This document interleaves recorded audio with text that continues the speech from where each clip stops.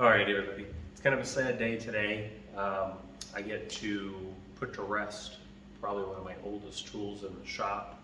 My old Porter cable router here. This guy it's a 6902. My dad gave it to me probably 10 years ago, and he's had it at least 10 years before that. I think my grandfather had it before that. So it's got some years on it, it's got some hours on it. The power switch is finally broke on it, to the point where it's no longer safe to use handheld.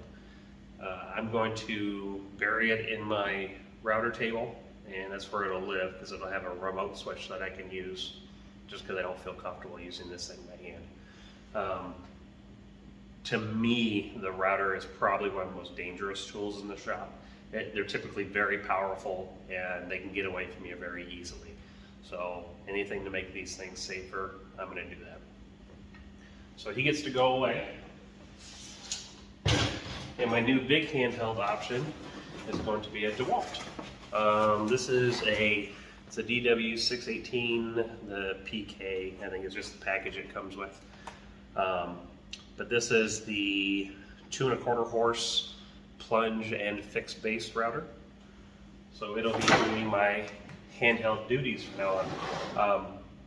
I opened this up because I bought it from a store that's a little ways away from me, and I want to make sure everything is in it, as it was the last one. That store is currently clearancing them out. I don't know if these are going to be available anymore, but every other store seems to carry them normal price, so I don't see them getting replaced anytime soon. But nice big box, which I don't know if it's really a nice big box. The thing is absolutely huge. The box of my Porter cable here, way smaller. So I think Dewalt needs to do something about that. That's monstrous. That's going to take up a lot of space. So, what does it come with here? So you got some paperwork. So this is the part that is the plunge router, or the plunge portion. So mount your router in, and you can start in the middle of a board instead of having to lock down, and start on the side. Looks like this is the lock. Yep, lock. Depth adjustment. So you can put your depth stop in. Okay. And then a simple lock. So I like this. To lock the motor body in, you just flick a switch. That Porter cable was an Allen key, and being an Allen key, I could only turn it about 45 to 60 degrees every time, and I needed to loosen that Allen key all the way down. So I either had to sit there and do it by hand real quick, or if I could find an Allen key that was about 6 inches long, because I needed to get past the body, and I wasn't going to do that. And then this is the motor attached to the stationary base. So this does not plunge. It gives you little adjustments here. Let's see if I can figure out how to use this thing real quick. And I can't.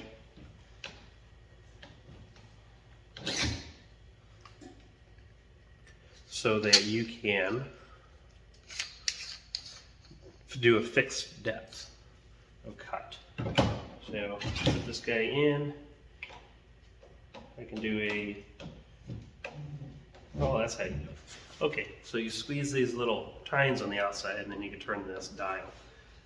And then you lock it in place, and it'll stay at that depth. So that's really good if you're starting from the outside of the board and working your way in. Not so good if you want to start in the middle of the board and go down. And then, of course, the motor itself. So we'll take that guy off because he stays with the fixed base. Switch like normal. Now this one's variable speed. My current one is not. So that'll be kind of helpful. You want big bits to spin at a slower speed because that's a lot of mass that's going. And then he just drops. Should just drop on in here. I don't think there's a certain way it's got to go in.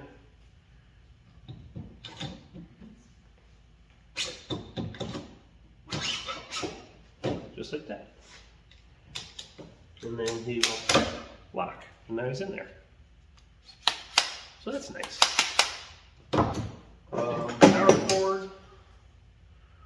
never seen a power cord like that before, so let's see if I can get you over there. A little interesting guy right there. You will plug into the side of the body. Maybe. There it goes. And then lock it. That's a nice heavy gauge cord. So plunge base, fixed base cord, paper. What's a tool without paperwork? Accessories in here.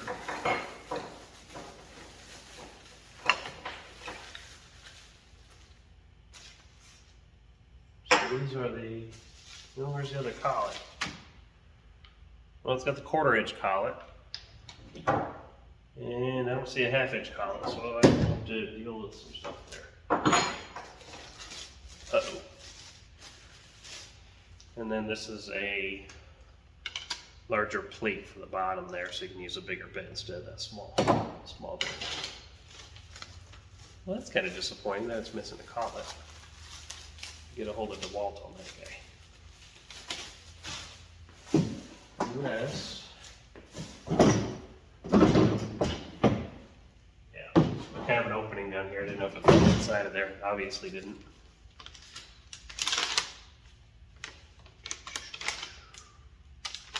Let's flip through here, see what this guy's missing.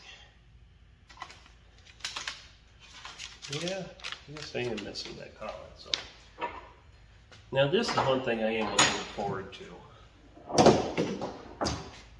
Let me pull my motor out of there. The motor has a lock for the collet, so I can lock it and use my 1 wrench, which that's kind of interesting. How that's bent, make it a little easier to get to your stuff.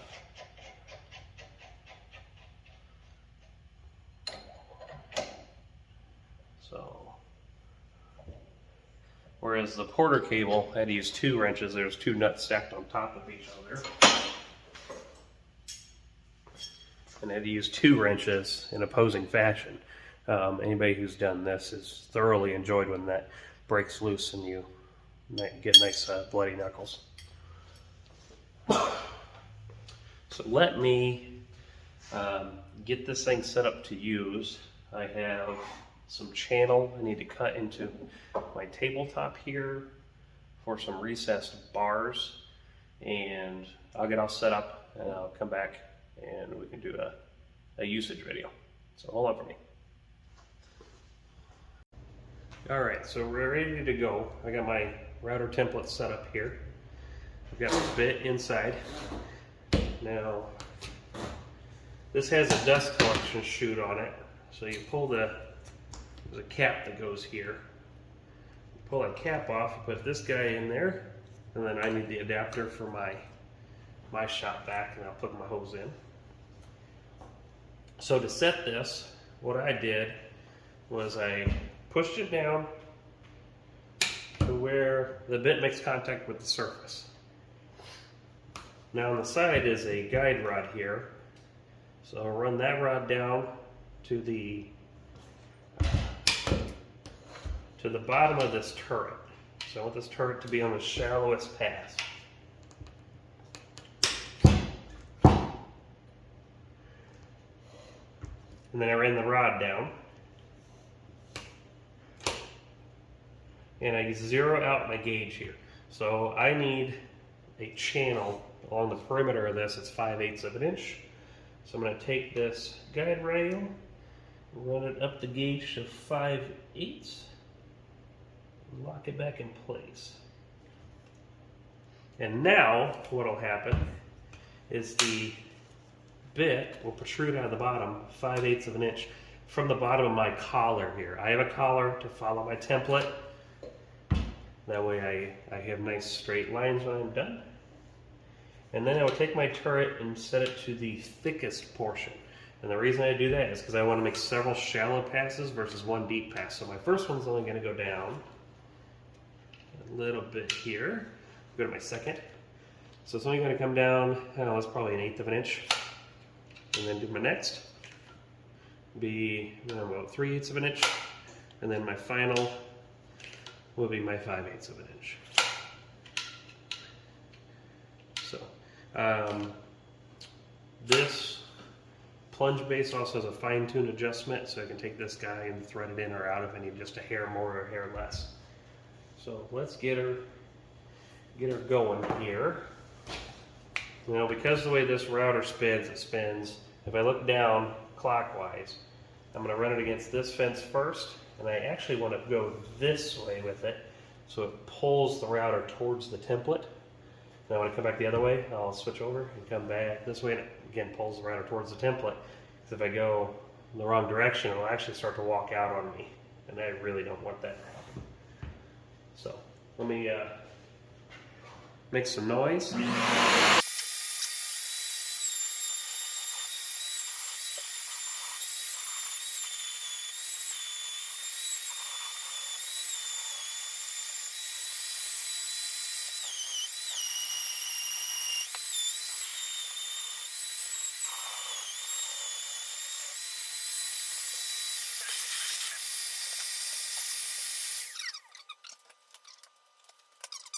One thing you did notice, I'm getting some buildup, and that's actually the epoxy melting. It's getting so hot when I'm cutting through it, it's just balling up. The next pass will clear that out, and I'll just kind of go slower and work my way through. Again, it's not really the router's fault, it's the material. Now we're going low. Oh, turn my thing back on.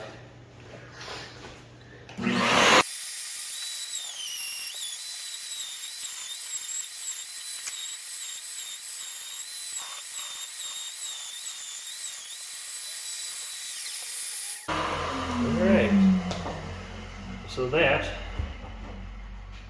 is my channel. So it'll be perfectly, where's my gauge here? I need it 5/8 deep.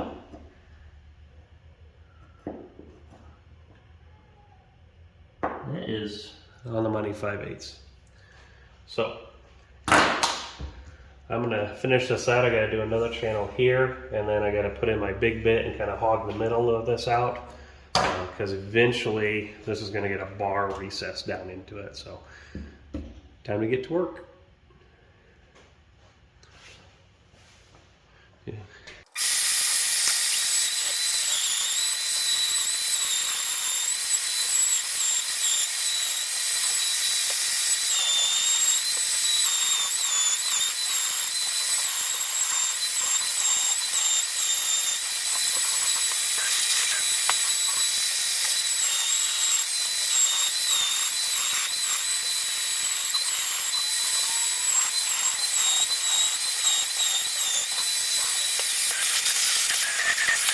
All right, let's pull him out. So now I need to hog the middle of this out. Actually, I forgot to do a thing real quick. Nice part is I throw this right back in, and it's set up. Should be set up in the exact same spot that it was.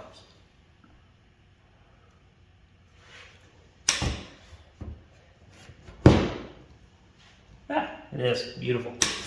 Okay. So for this particular cut, before I hog out this middle, I want to run a perimeter pass on either end. That way when I come in with the big bit, I don't have to get up close to that wall. Let me do that real quick.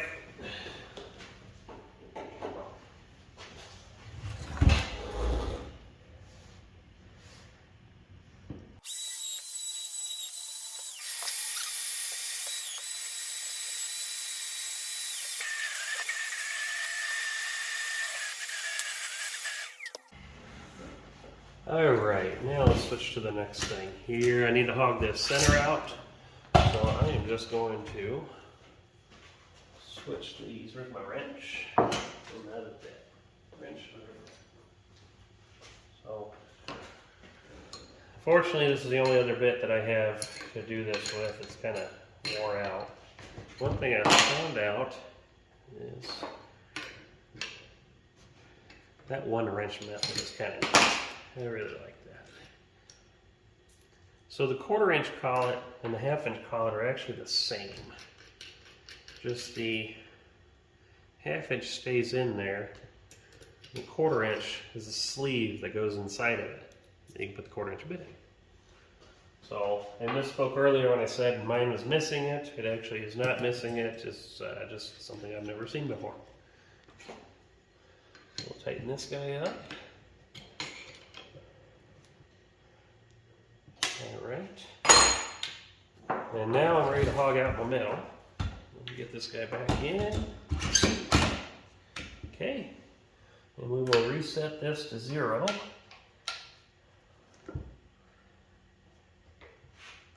So actually the depth I want, I can match to the platform I already put there and just go like this. And that's it. I'm ready to start hogging. Always unplug your router before you switch bits and mess with it. Plug it back in.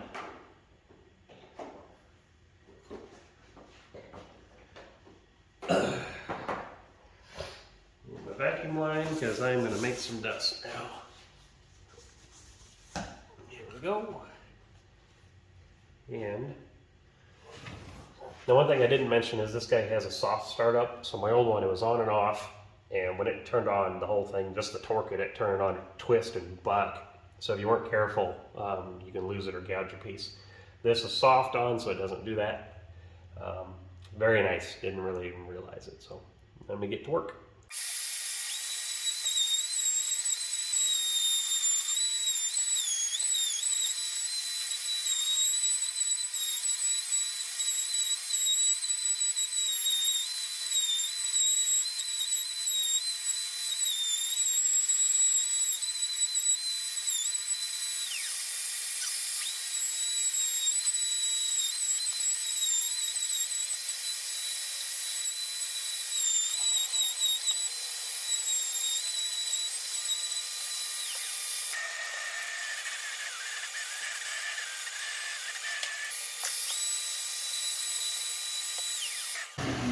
Alright, so I'd say that turns out pretty well. The roughness is actually from the bit, not from the router. The bit's kind of wore out, but it's all I've got right now to work with. Like a glove, let me just get down. So what's going to happen is these bars are going to drop in here.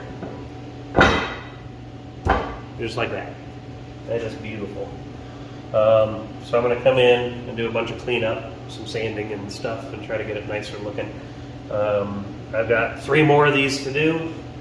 I'm not going to make you watch all of it, but if you do like it, give me a thumbs up and a subscribe.